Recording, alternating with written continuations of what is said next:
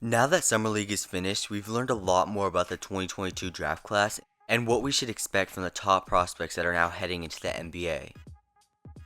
So with that being said, in this video I'm breaking down how every lottery pick played during Summer League and what I think their Summer League performances suggest for their future NBA careers. The first pick in the draft, Paolo Banchero, averaged 20 points, 5 rebounds, and 6 assists per game for the Magic during the Summer League. He only played 2 games, but in both of them he looked tremendous on offense and defense, and he showcased the potential that we saw at Duke. The only concern I saw while watching him though was he averaged 5 turnovers per contest, and at times he looked sloppy and out of control with the ball. But this could be because he was just trying to do too much, and it's expected from younger players, so the Magic fans really shouldn't be worried about this minor concern. With that being said, all in all, I think he played the best out of the top 3 picks that were selected, and Orlando has a future superstar on their hands. The second pick, Chet Holmgren, put up averages of 12 points, 8 rebounds, and 1 assist while playing in 5 games. And these stats aren't necessarily eye-popping at first glance, but his impact was undeniable out on the court from his effort, defense, and game-changing baskets. The most impressive thing was his 3-point percentage was above 40%, and if he's able to shoot like this in the league, he'll be almost unguardable, making him a nightmare to play against. Also, Chet's first game in Summer League where he had 23 points and 6 blocks was so insane that if he can translate this type of play into the league, he'll be looking like an all-star as a rookie. Jabari Smith, the third pick, averaged 14 points, 9 rebounds, and 2 assists per game in 5 games, and he also looked pretty good. I wasn't amazed by his shooting because he only shot 37% from the field and 25% from 3, which isn't good, especially considering he was supposed to be the top shooter in the draft.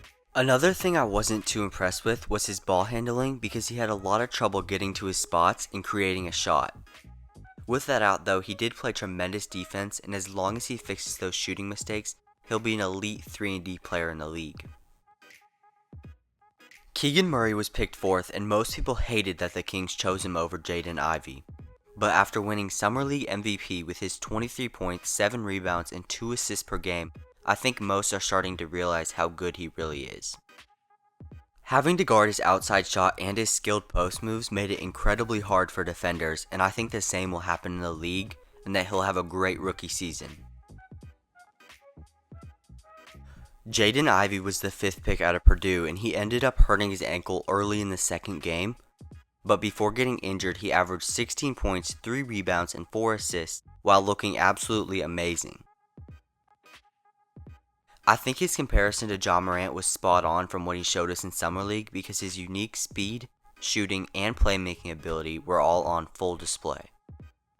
And I really believe the Pistons got a star here, and I'm looking forward to watching him play this next year.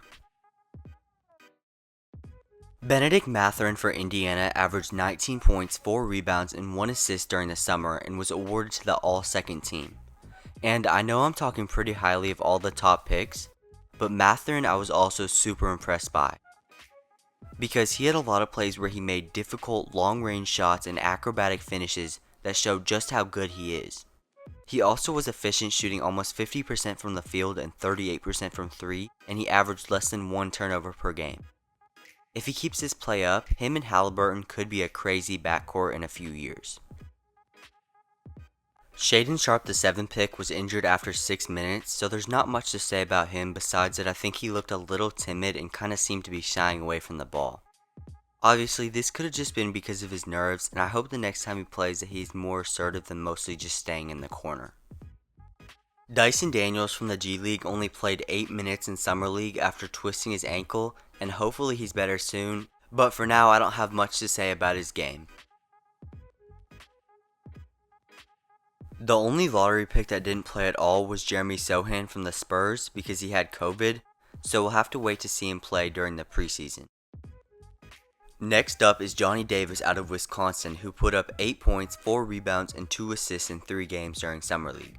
Although these numbers are definitely the worst out of all the lottery pick stats, Summer League play should be taken with a grain of salt because oftentimes it shows very little when predicting a player's future. I will say though, his shooting percentages were very bad and he'll need to fix that if he wants to become a good player. On the bright side, his defense has always been spectacular and during these games he's kept up that reputation. Ousmane Dieng, the 6'10" forward, averaged 9 points, 5 rebounds, and 1 assist per game. Dieng was another lottery pick that didn't have the best summer league showing, but like them all, he did show flashes of potential. The thing about him is he doesn't really seem ready just yet to go in and be a star in the league, but at 6'10", he has a skill set to become very, very good, because he does play just like a guard. So as far as his time during summer league, I wouldn't say he was really good or bad, but instead he's a work in progress that has a high upside. Jalen Williams was the third pick for OKC in the lottery, and he averaged 11 points, 3 rebounds, and 4 assists during summer league. He really stood out to me because he's a big guard that can shoot, pass, and he plays extremely well away from the ball. So I really like this pickup by the Thunder because he brings even more offense to their team. And he might just be one of the biggest steals in this draft. Jalen Duren was picked 13th and ended up averaging 11 points, 3 rebounds, and 2 assists per game over 3 contests. He did just about what I thought he would in Summer League by showing he's a strong center that scores easily in the paint, and he's a rim protector on defense. And the new additions of both him and Ivey have me very excited for what is to come for the Pistons in the future, and I think in a couple of years they could be a really good team. The last lottery pick is shooting guard Ochai Agbaji that averaged 15 points, 5 rebounds, and 2 assists per game for the Cavs team.